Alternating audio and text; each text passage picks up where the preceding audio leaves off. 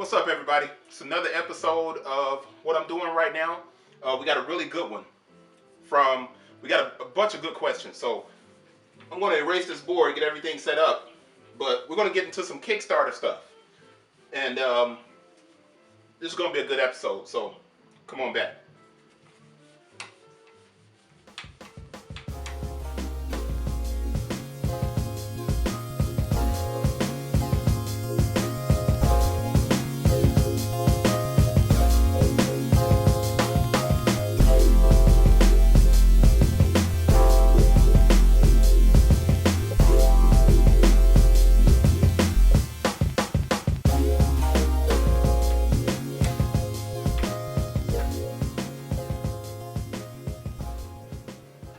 Alright, so here we go.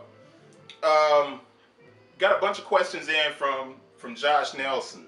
And I met Josh when I was lecturing at Dr. Fabian's class at the University of Memphis.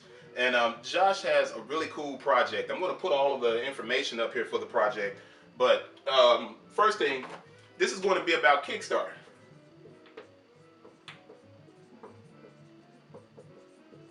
Now, as I've said in a bunch of different episodes, I don't talk about anything that I haven't done myself. So I've run a successful Kickstarter campaign, and I also run one that failed. So I have a little bit of a background with Kickstarter, so I can talk about it with some level of certainty. But anything goes with a grain of salt, because let's be honest, my experience is not going to be the same as anyone else's experience. But check out this website, www.jointara.com. Jointara.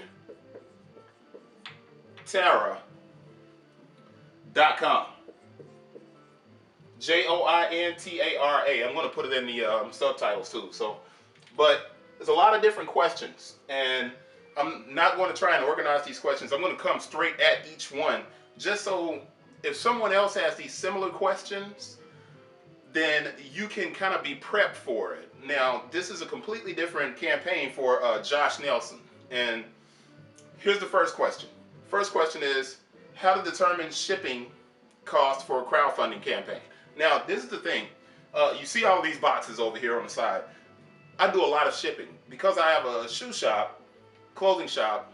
But before that, I did a lot of shipping of different things throughout my business career. But the first thing I have to say is, to determine the cost for what you're doing, you need to do a couple of things. One, you need to get the cost of the product. All right. Once you have the cost of the product, then you're going to have to add that, right, to the box / envelope that you're going to be using. All right. So you got the cost of the product, you got the box or the envelope that you're going to be using, label. If you're going to print it, or if you have a dyno labeler, whatever it is, you're going to have to factor that cost in as well. And then once you have all of this, then you can kind of come up with your cost for shipping. Now, just to kind of clarify what I'm saying here, let's say you're going to provide Kickstarter, you have the ability to give people rewards, right?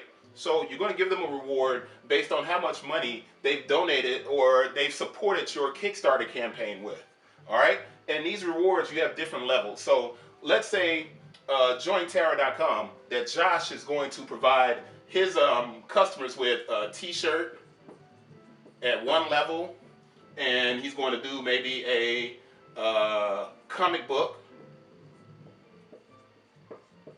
at the next level, and maybe he's going to do a coffee mug at the next level, right? So he's got these 3 different rewards that he's going to give people.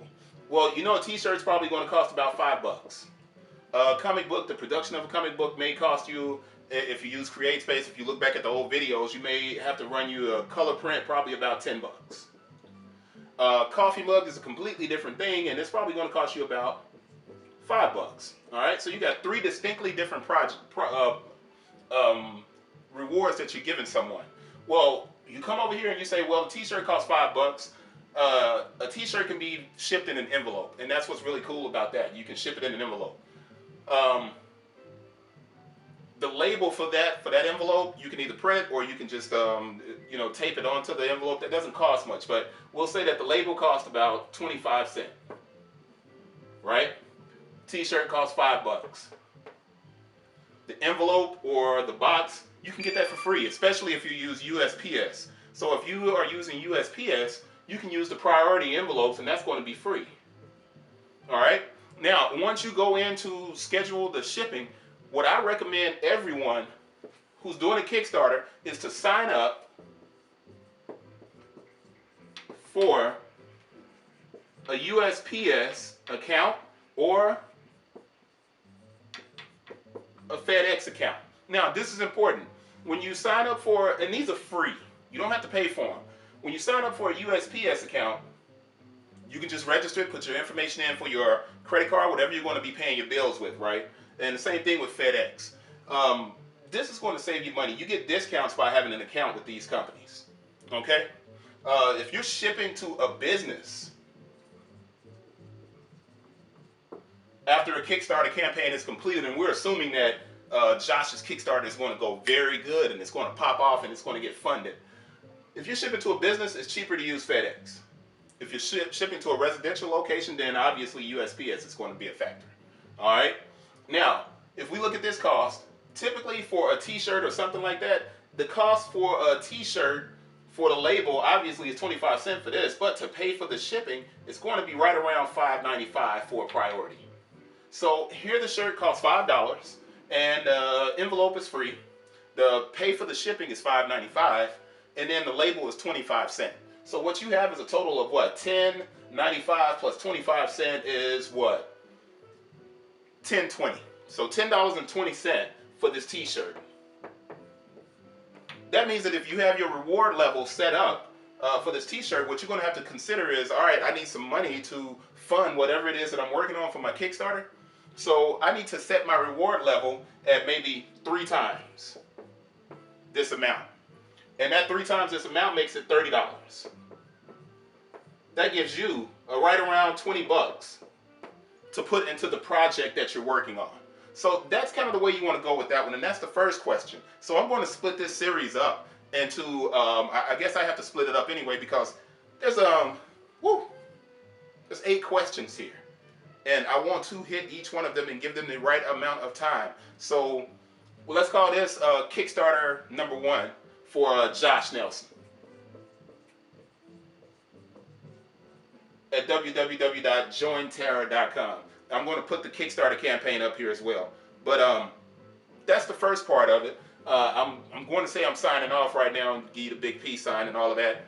But really, I'm going to have to come back to it and keep doing these videos because there's a lot of questions here, and each one of these questions is good, and it's going to help him launch what we hope will be a successful Kickstarter. There are no guarantees. Kickstarter is all about community. And you really need to have a strong community before you even think about doing a Kickstarter. You also need to spend a lot of time trying to get articles written about you or some type of media coverage, because all of those things are going to be vital to a successful Kickstarter. But the most important aspect is community. All right? Think about that. Let's come back after this episode, and we're going to get into the next question, which is what rewards are the best to offer, which actually I can hit that real quick. The rewards need to cater to and support the project that you're doing. All right, so like I was saying, sorry about that. I had to click and cut something off. Like I was saying, his next question was what rewards are the best to offer. It has to cater to your Kickstarter campaign. It needs to make sense. So make sure it makes sense and that the people who are supporting it, they get something worthwhile out of their donation and their support of your project. So that's the first part of this episode. It ran 10 minutes. I don't know how the time goes so quick, but come back for the next part 2. I'll see you in a minute.